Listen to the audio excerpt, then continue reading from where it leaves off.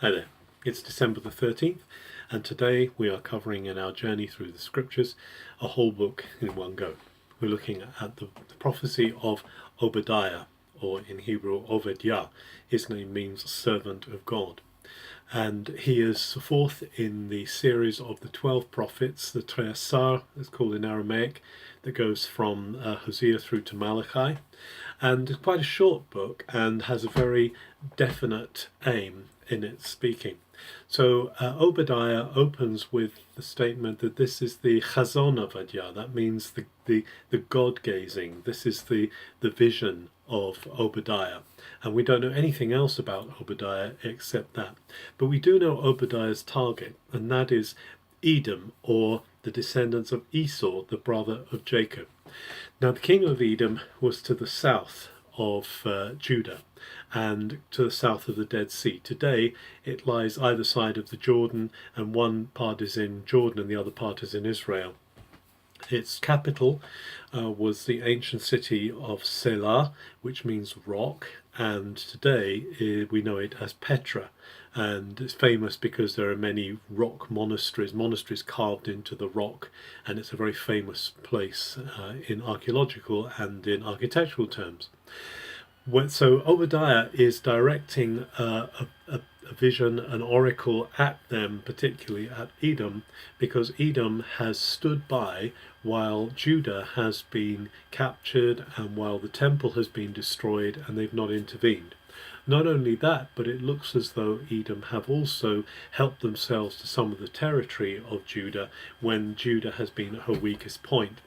And therefore Obadiah says that the Lord is against Edom, and actually that he's rousing the heathens, rousing the nations around them against Edom, and that Edom are going to suffer greatly because of their faithlessness and because of their lack of protection of Israel, of Judah.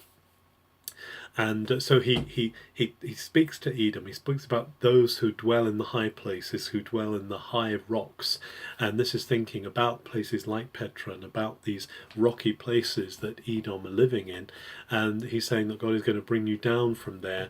And he prophesies great destruction. He prophesies that the heathen are coming against them, that the nations are coming against them. They will not escape.